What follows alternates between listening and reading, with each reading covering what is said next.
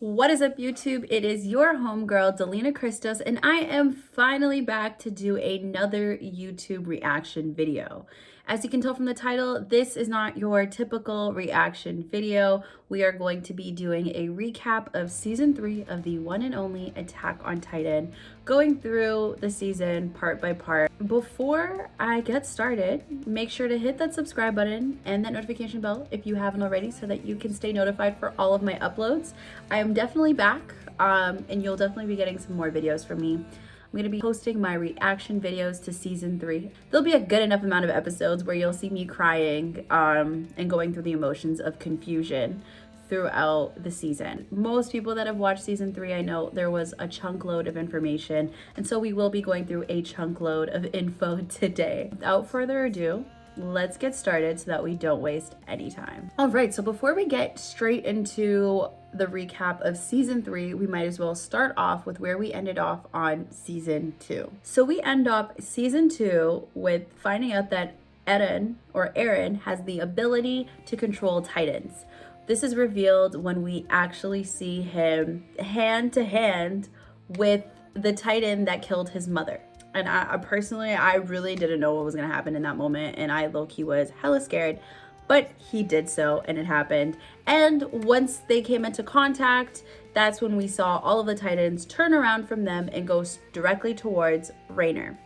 We also find out that Connie is from a village of regular people that turn into Titans. And if things couldn't get any worse for season 2, it ends off with us seeing the Beast Titan literally sitting on Wall Maria with the man coming out of his nape, and man that freakishly resembles Grisha. So for a lot of us, I personally included, thought that that must have meant that there was some sort of connection between Grisha and this man, whether it was his son, his brother, some sort of relation. There had to have been. And yeah, so that's how season 2 ends. So in the beginning of season 3, we are in the recovery phase. The war has ended. All of the scouts that we know, that we're close to as viewers, are chilling in a cabin.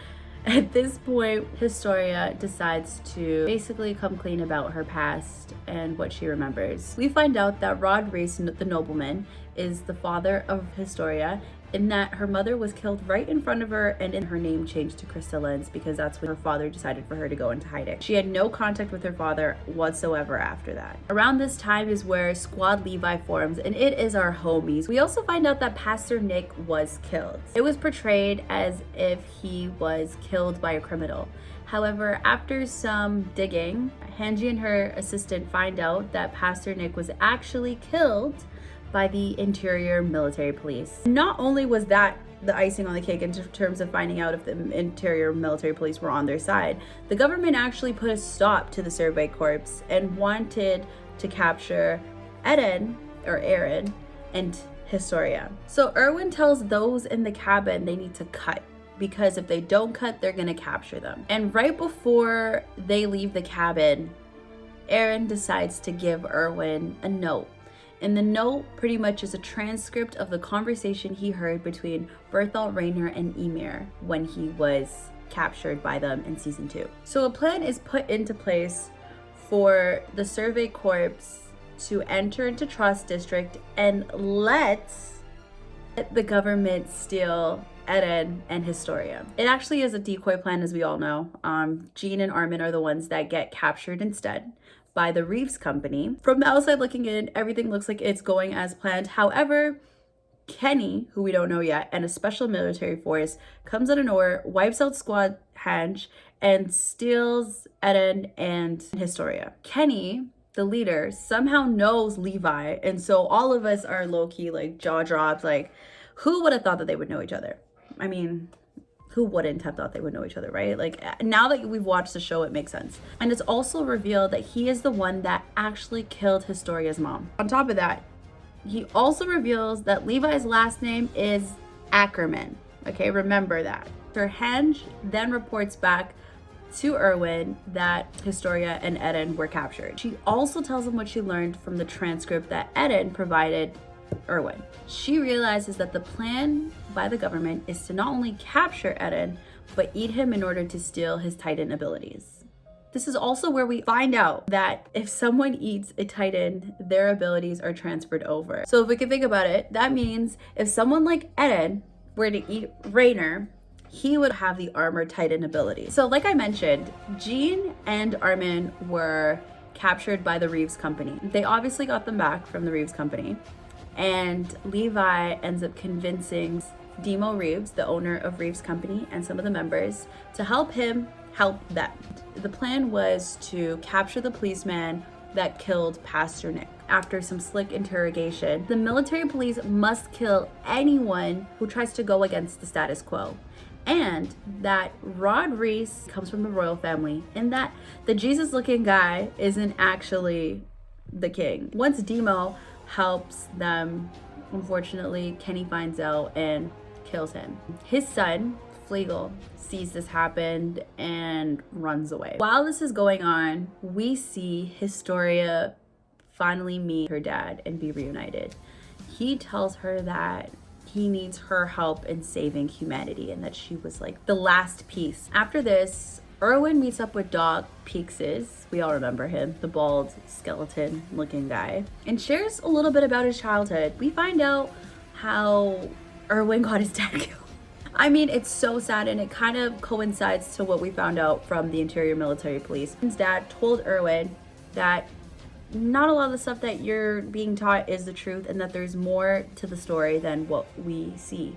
And unfortunately, Erwin decided to tell his friends about that, and his dad got killed. He also shares his plan to take over the government by putting Historia in place and reclaiming Wall Maria. So Pixis agrees to the plan, but right after this happens, Erwin is arrested for the killing of Demo, which makes no sense because, I mean, he was nowhere close to what was going on. So for him to be the one that killed him didn't make any sense, but he went to jail for it. He put Henge as the new commander. Around this time, Henge actually meets or somehow runs into Flegel, helps him escape and go into hiding, and they work with one another to pretty much expose the Interior Military Police. They successfully execute their plan to get the military police to admit to killing the Reeves Company men, and that the Survey Corps are actually innocent and had nothing to do with Demo Reeves' death. This news is later announced and published, and it changes everything. So before this even gets to the government, Erwin is taken to the council. He defends the Survey Corps and shares his plan. A messenger arrives while he's sharing this plan that the Colossal and Armored Titan are back. The immediate response from the government was literally the icing on the cake, because they literally told them, let the people stay where they are. We're not gonna let them move. We're just gonna keep the doors closed so that no one can get to us. I gotta put me first. I gotta put me first. I gotta put me first. Obviously, everyone's cheesed by this statement because they're like, you're supposed to be helping the people, but instead you just want to help yourself. Everyone gets pissed, and they decide to defy against the council. As the fight between the people grow, Darius, who's the overall military commander, literally exposes the fact that it was a lie and it was a trick to see how they would respond. They end up getting arrested. So while this is all happening, news still hasn't come out that they're still trying to capture the Survey Corps. So a lot of them are still hiding in the forests. They actually capture 2 military police, and they were still new. This is where we find out about Hitch and Marlowe. They agree to help Jean and the rest of the Survey Corps find out more information. They bust through the walls of one of the Interior Military Police areas and interrogates one of them. They find out, or Levi finds out. Levi finds out that not only is he an Ackerman and that Kenny is an Ackerman, but Mikasa is also an Ackerman. So now it's just like, is everyone related? Because anyone with strong power is related. That's what we know now. Because honestly, if I was ever a character within AOT, I would love to be an Ackerman. They all have like some superhuman power. Before they can do anything with this information, Henge enters the scene and lets them know that they are not a threat anymore and that they could return back. She also informs them about the royal family. She shares that 5 years ago, which is around the same time that whole situation happened with the wall and the Titan, we find out that the entire family, the Reese family, apart from Rod Reese and Historia, were killed in some mysterious incident inside of the Reese church. And so she feels like this information is somehow connected to what's going on, so she decides to investigate the church. This is also around the time that we see that weird sadistic clip of Zachary torturing one of the noblemen. And I know it has no specific use apart from like comedic relief, or that's what I assume. It was just really weird for us to watch. I'm not gonna lie, I was uncomfortable and confused. So as they decide to go towards the Reese church, they're met by Erwin, who tells them they have to hurry, because if they don't get there in time, there is a chance for everyone to lose their memory and that everything that they worked for would be completely undone. This is where we enter the craziness. We enter the scene and Eren is in an iced cavern, and I'm assuming this is the church. We see Eren wake up to being tied to chains and his mouth restricted. We also see Historia and Rodriguez having a conversation. And Historia, from the outside looking in, looks like she is convinced that her father is telling her the truth and that she is needed in order to save humanity. But in order to do so, she would have to kill Eren. This is still the same man that let her mother die in front of her and let her be raised as a bastard. Just saying. In the same scene, we see Eren touched by Rodriguez and Historia. A bunch of zaps happen. We are flooded with a bunch of memories from 5 years ago. We see Rodriguez and his family in the cavern the night after Wall Maria had fell. We see Eden's father attack the Reese family in the church and eat Frida, which is Historia's sister, who also has the power of the founding titan. This founding titan is so important because the founding titan is who has the power to release everyone from their memory. Grisha captures Eren from a refuge area, takes him to a forest, injects him with a serum that turns him into a titan. So Grisha, the dad, made Eren eat him in order to gain the powers of the founding titan, which he just stole from Frida. In this moment, we also see Historia remember some of the memories that she had with Frida, which were really cute, and honestly, it kind of made me feel bad for Historia because this was the only piece of her childhood that was kind of positive for her. Teddy, later. I'm only yawning because you keep yawning. I'm only yawning because you won't stop. Appears in the cavern and warns them that people are coming and tells them that it's time to safeguard the church to prevent the crew from capturing Eren and Historia. So we fast forward into the next scene.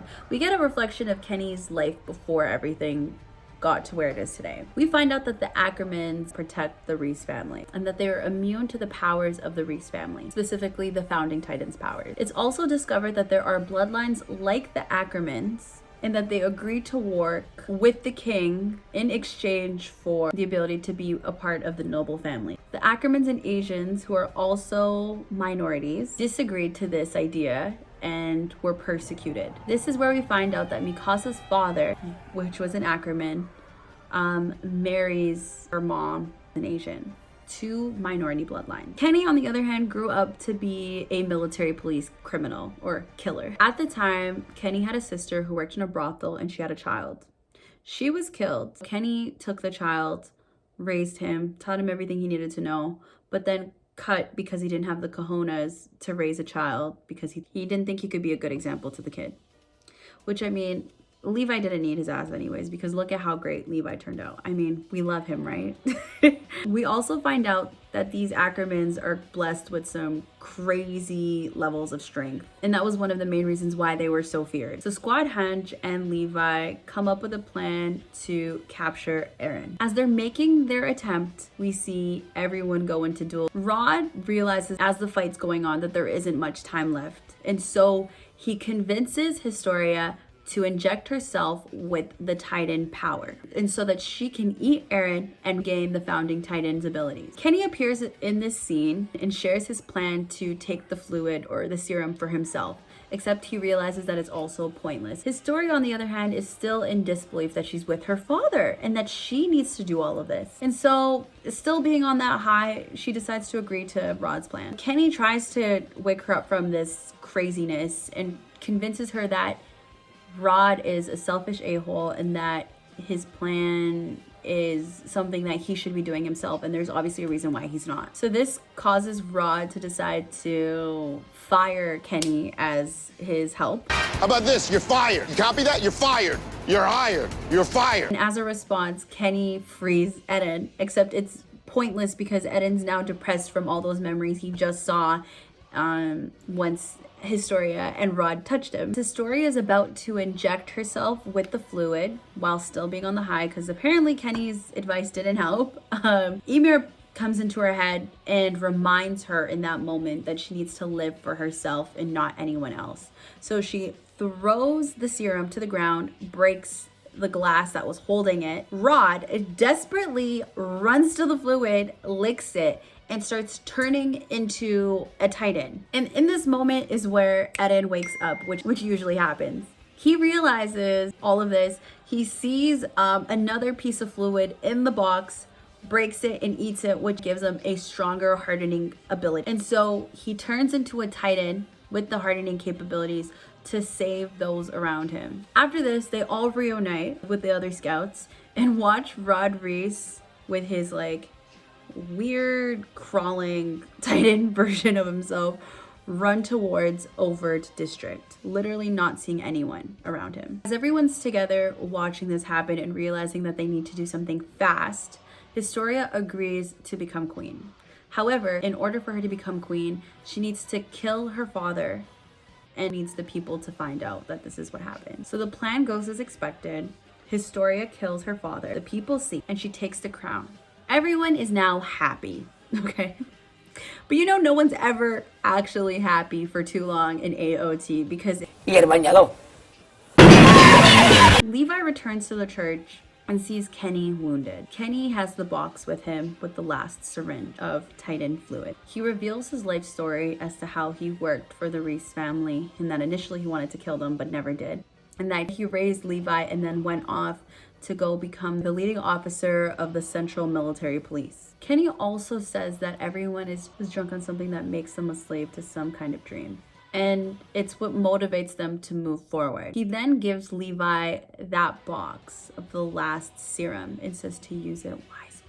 There were some issues with the clip that was in this place beforehand, so I'm just gonna be starting from where we left off. Obviously, this is a different day. In the last moments of season 3, part 1, we find out that Levi has the final Titan syringe and is entrusted with deciding when to use it and who will get the last dose of this Titan fluid. Erwin also decides to join the task force in reclaiming Wall Maria with one arm in order to finally see the basement and, you know, cough cough, figure out if his father was telling him the truth or not, and most likely feel less guilty about his father dying. We then end off departing to Shiganshina district the next morning. Like any episode of Attack on Titans, things can always get worse, and we end the season off with not just seeing Rainer and Berthold waiting at the wall, but also the Beast. So now we're in part 2 of season 3.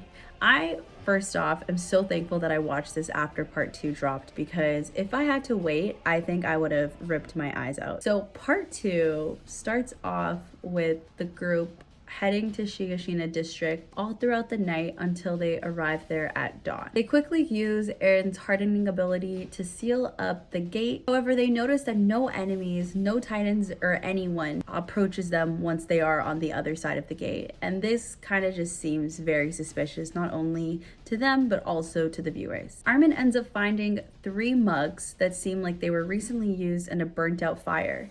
He predicts that there are titans, however, they might be hiding within the walls. And long behold, there was. As per usual, Armin is right. And it ends up being Rainer. Rainer is found within the walls, and in that moment, an instant fight between Levi and Rainer breaks out. Rainer somehow survives by the smallest thread, literally, he shouldn't even have survived, and transforms into the armored titan. The beast then also appears in the northern part of the city with an army of mindless titans and an interestingly weird looking titan that is 4-legged and has the face of a dinosaur. Some of the soldiers, including Erwin and Levi, remain outside of the city, whereas the others, Squad Levi and Ange and the rest of the 104th, are within the city. Eren tries to challenge Reiner to a fight in order to work as a decoy to their plan. Reiner has to decide if he is going to fight Eren or stick to his plan, which is to wipe out all the horses. Thankfully, Reiner decides to fight Eren. While they're fighting, and obviously, like I mentioned, Eren being the decoy, the rest of the group goes in for the sneak attack and throws thunder spears on the armored titan. For those that don't remember, the thunder spears were similar to like dynamite. They were able to break through Reiner's body. Reiner is then severely injured and seems like he's almost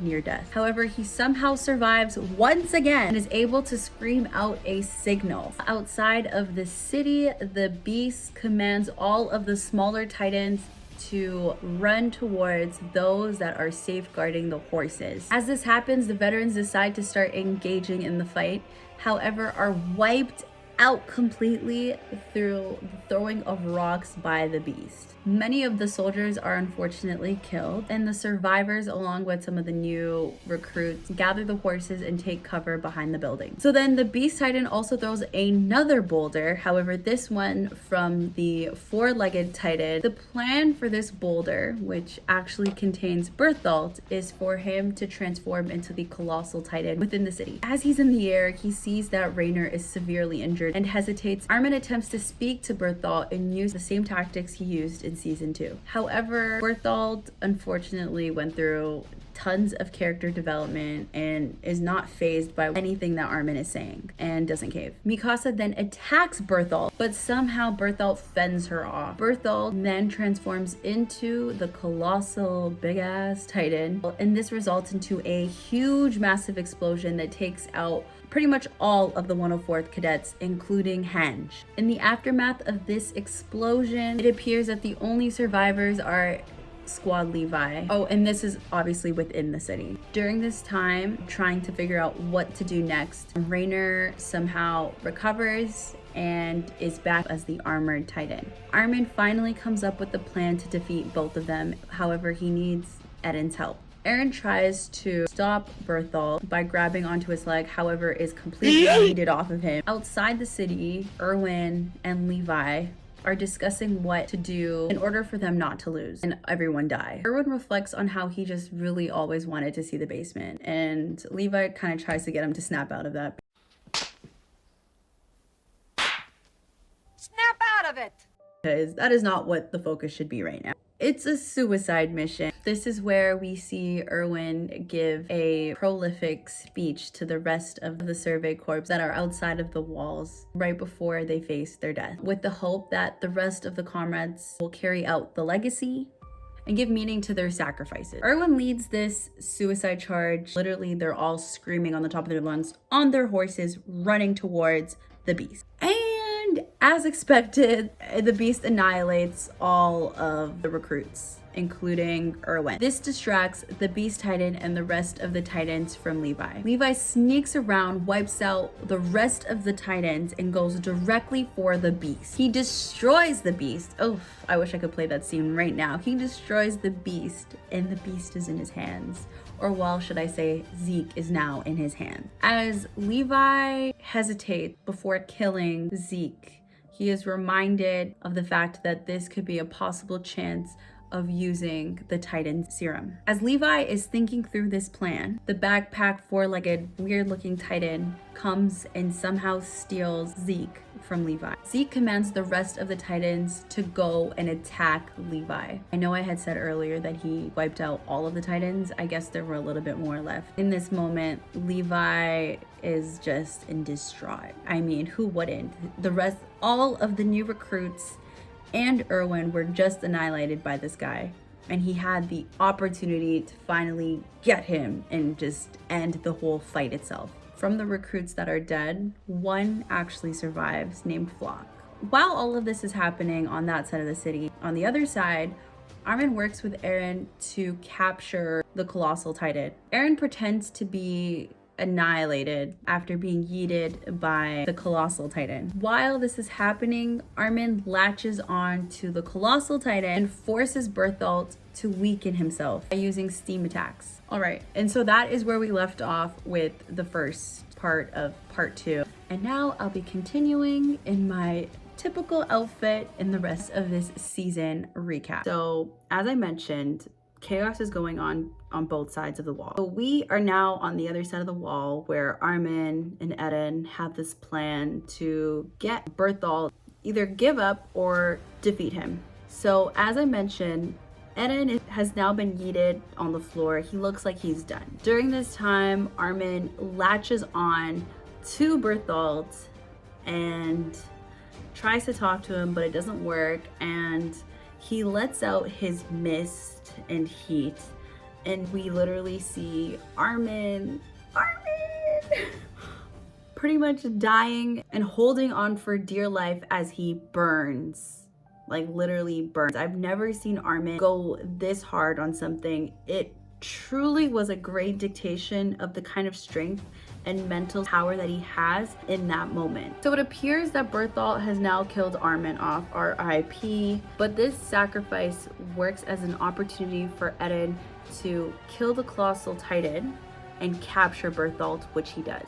Zeke, riding on the Lizard Titan, finds Eren. He pretty much tells him that he looks nothing like his father Grisha, in that his father has him brainwashed as to who he is, and one day he will come save him. After he does that, he takes Rainer, leaves Berthold for death, and runs away on the back of the Lizard Titan. Armin is then revealed to be still alive, and this is where things get weird. Levi now returns to the squad that is within the city with the last injection. We also find out that Erwin is still alive, and he's brought by one of the last standing survey corps that were on the other side of the wall. Levi now has to make the decision of who to use the serum on, as both Armin and Erwin are near death, and one of them must take the serum before dying so that they can transform into a Titan, eat Berthold, and gain his powers, and also, of course, survive their death. A debate obviously breaks out,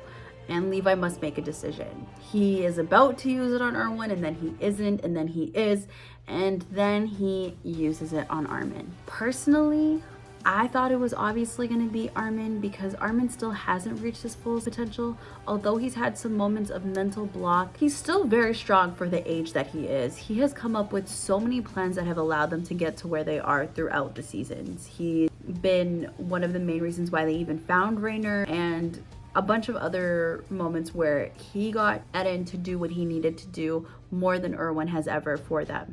What I understood about Erwin was that obviously we would want him to survive because he was the face of the Survey Corps, and he also was who the people trusted. He's one of the main reasons why a lot of people even joined the Survey Corps. So I understood that part. However, he was older, he was one-armed, and his main reason for survival was to see the basement. I mean, he did say it was for the faith of humanity, but he did end up confessing that he really wanted to see this basement. I know this is going into too much detail of this portion of the show, but when Levi is about to use it on him, it's as if Erwin stops Levi from using it on himself, which makes Armin the new Colossal Titan. There are now only 9 survivors total, which is ridiculous if you remember what we started off with. They finally decide to go to the basement after 3 seasons.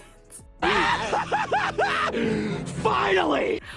Okay, we're in the basement, and this is where things get very juicy. They get to the basement and they find 3 books and a photograph. The photograph is a picture of Grisha, a baby, and a woman. The note pretty much says that there's civilization outside of the wall and that there's a whole different world out there. The flashback begins showing Grisha's life. We also find out that at the time, Grisha was living in a ghetto within the Marley. He was a part of an ethnicity called the Eldians. We find out that 1800 years ago, there was an Eldian named Emir Fritz who made a deal with the devil where she could shapeshift into a Titan. It's also revealed that Eldians also have the ability to develop the power of becoming Titan if they were injected with the Titan serum. When Emir Fritz died, her soul was split into 9 titans, one of them being the founding titan that had the ability to control other titans and memories, which now Eren possesses. The Eldians used their powers to conquer the world, and for many years the Eldians were rulers. They ruled everywhere. The 9 shifting powers were sent down through generation. The Eldians claimed that they were good rulers, that they helped with the advancement of technology. However, the Marleyans thought otherwise. We don't know who's telling the truth. We don't know if the Eldians were right or the Marleyans, but all we know is that there's 2 sides of the coin right now. So during this time frame, there would sometimes be periods of time where a civil war would break out. However, when it was 145th King of the Eldians' turn, King Fritz, that inherited the founding titan, he decided not to do anything once this specific civil war happened. This allowed the Marleyans to steal 7 out of the 9 Titan shifter powers. The king, instead of ending the war as he should have, decided to take a bunch of Eldians and run to Paradise Island. This is where he built 3 walls and wiped the memory of the Eldians and prohibited the advancement of technology to ensure that the Eldians could live in peace. He also then became the first king of the walls. He also made threats to the Marleyans, saying that if they tried to come for him, he would get all his Well Titans against them. Meanwhile, back on the mainlands, the Marleyans took over. They put the rest of the Eldians into a ghetto to oppress them. Since only Eldians could turn into Titans, they believed the Eldians were truly devils. After this, the Industrial Revolution began, creating new technologies such as the photos that we saw in the little moment. After a few decades, Grisha was born, and one day he decides to escape through the walls of the ghetto with his sister, and unfortunately is found by 2 Marleyan officers. They decide to kill his sister and keep him alive. This is where we're also introduced to the fact that his parents are nearly brainwashed by the Marleyans, and they pretty much throw a fit over the fact that he defied against the Marleyans instead of even caring about the fact that their daughter was now dead. When Grisha turns 18, he decides to join the Eldian resistance movement. So the Eldian rebels have a spy within the Marleyan government known as the Owl. The Owl brings them a woman named Dina Fritz, who is actually a branch of the bloodline of the Fritz family, and she was one of the ones that chose to stay behind instead of going to Paradise Island. Dina and Grisha end up falling in love and have a kid named Zeke. So once Zeke turns 5 years old, the Marleyan government decides to take over Paradise Island and kill all of the remaining Eldians or have them under their control. This is where Grisha and Dina come up with the plan to use Zeke as their savior and have him as their secret soldier. The Owl reveals that the reason as to why the Marleyans want to take over was so that they could secure the natural resources within Paradise Island so that they could use them towards creating huge war machines to maintain their power. During this time, the Marleyans are creating a warrior program where they're getting children, Eldian children, because of the fact that they had the ability to shapeshift. Zeke ends up being put into the program as a sleeper agent so that he could infiltrate the group and work as their second version of an owl. However, instead of working with his parents and the rebel group, he ends up turning them in. Now we flash forward into a scene where all of the members of the rebel group are on the wall and are about to be turned into Titans. This is usually where Eldians are punished and turned into mindless Titans for the rest of their life. So the Marleyans capture all of the rebellions, however they can't find the owl. We now fast forward to the scene of them being all lined up on the wall where they are turned into mindless Titans. We even see Dina Fritz become a Titan, but not just any Titan, the literal Titan that ate Eren's mom, Carlo, and also came into contact with him in season 2. And before Grisha is also turned into a Titan, the sergeant reveals that he is the owl and also a shifter. He transforms into a Titan, not just any Titan, the founding Titan, and kills all of the soldiers. Everyone is dead except Grisha and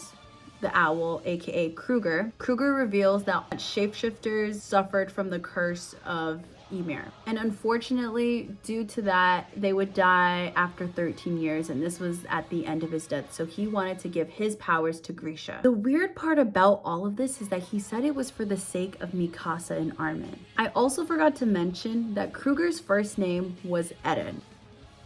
Eren. This is where my mind started to go confused, because I'm like, why is his name Eren? Did he name him after him? Was this a part of the plan? Like, what was the reason? What was the reason? So in this moment, he turns Grisha into a Titan, and Grisha eats Kruger and inherit the attack on Titan. He leaves Grisha with the plan, and the plan is to head to the walls, capture the founding Titan's power from the royal family, and at last use it to free all of the Eldians. Grisha obviously takes the mission, because what else does he have to live for, right? And made his way towards the walls. That's where his story ends. So now we're back in present day. We now know everything about Grisha's backstory, or everything that was written in the books for that matter, and are left with this decision to either tell the people about what they've learned or not tell the people. And in order not to repeat history, they decide to expose the truth. They also realize that the only way that they can fight back is to use the founding Titan's powers to control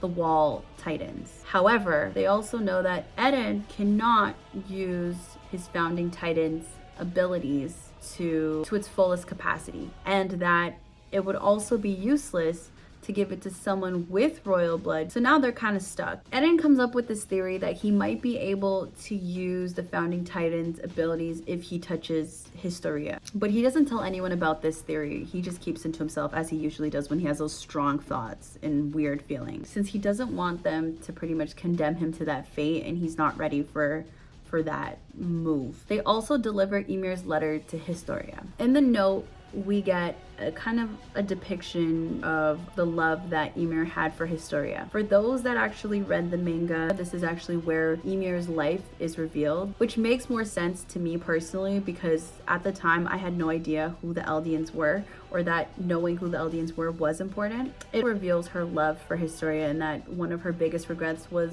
not marrying her. I had no idea that was the kind of love that they had. I knew that they loved each other, but I didn't know it was that kind of love, which I thought was pretty interesting. So over the course of the winter, all of the Titans that are inside of Wall Maria are now killed through the guillotines, which meant there were no more human casualties. Personally, this sounds like a victory, but obviously it isn't the victory, since there's so much more out there. As all the Titans are dead, they now decide to finally go to the ocean, and they reach the ocean. You can see the happiness in everyone's eyes, throwing the water, excited, except Eren. Eren, ever since learning the backstory of his father, seemed to have been different. He wasn't the same.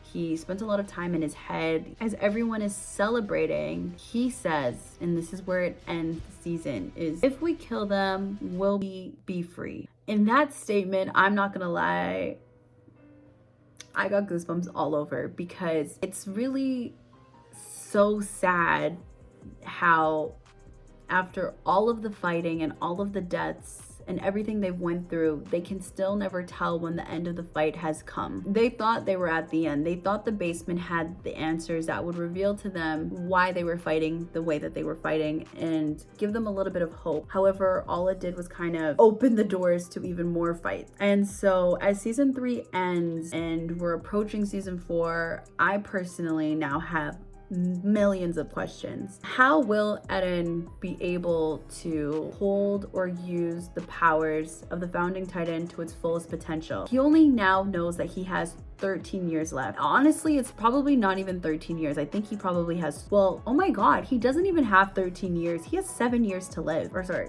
let me do the math right. 8 years to live. Eren only has 8 more years to live, which means they need to act fast and figure out how they're going to use the founding Titan's powers, who will take on the next powers, especially if the season 4 is the final season, and what will happen with Historia. Will Eren go against everyone and take Zeke's side? Are they going to go to the mainlands? Like, what really is going to happen? And that personally is something that I'm excited for. So we're now done with the recap of season 3. I'm still butthurt over the fact that they had to go into war and lose as many civilians as they did. I also didn't think that Erwin had to die had he stayed home instead of going on the mission to reclaiming Wall Maria. I understand his positioning in terms of how the Survey Corps see him, especially as the leader, and that a captain must always die with his ship. However, I still felt as if this wasn't the moment for him. I will also agree with Levi's decision to use the last of the Titan serum on Armin. I think that was a great decision. I think that Eden and Armin working with one another will be a great force. We know that we hold one of the 9 Titan powers that came from Emir Fritz. However, and then we know that 7 of them are with the Marlians. I still want to do my research on that before watching season 4. Before I get to the basement, we left season 3 with the thought or the perception that we've killed all of the Titans. Personally, I don't think we've killed all of the Titans, especially because Dina, I don't think we would just kill her off and not talk about it. I feel like she's still roaming around. And like we noticed from Connie's village in season 2, there are Titans disguised as humans. Not really disguised, but they're living the lives of humans. There's a high chance that they are living with them still.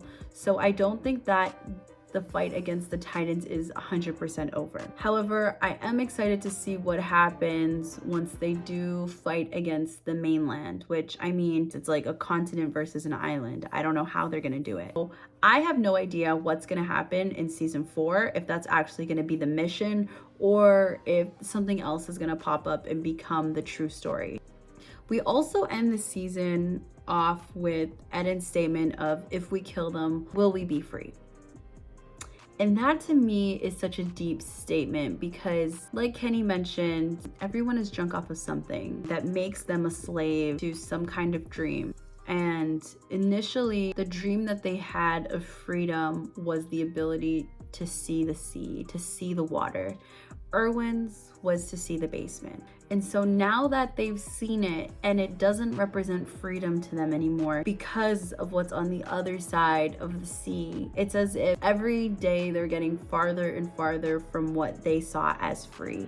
And to me, that's why I saw it as a big statement, because we saw all the trials and tribulations they've all went through since season 1, and it's been a lot.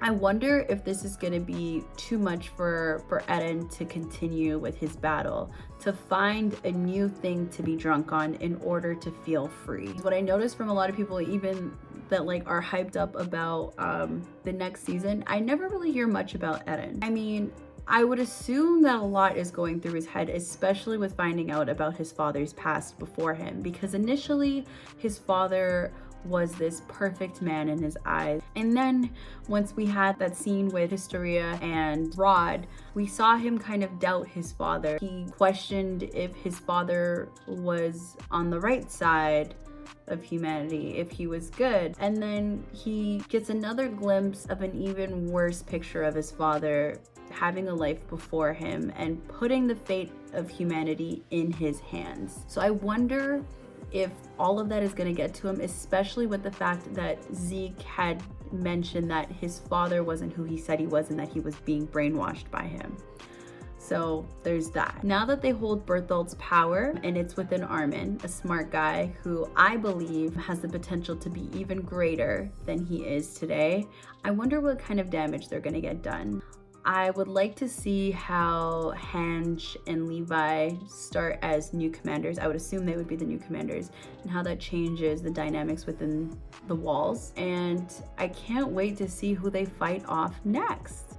It was unfortunate to see all of the casualties that came about in the season. Hopefully, after a couple of years, they would have regained power in population and that they can somehow strengthen the forces of the Survey Corps, as it's literally how many members now? 9. If you guys enjoyed this recap video, make sure to leave a thumbs up and a comment down below on my version of the recap. I hope this was enough for you guys to get ready for season 4, or to revisit season 3 while you're watching season 4. If this is your first time to my channel, like I mentioned in the beginning, make sure to hit that subscribe button and the notification bell so you are notified for my AOT uploads and also my One Piece episode reaction videos as I am returning back. If it's nighttime for you guys, I hope you guys have a great night.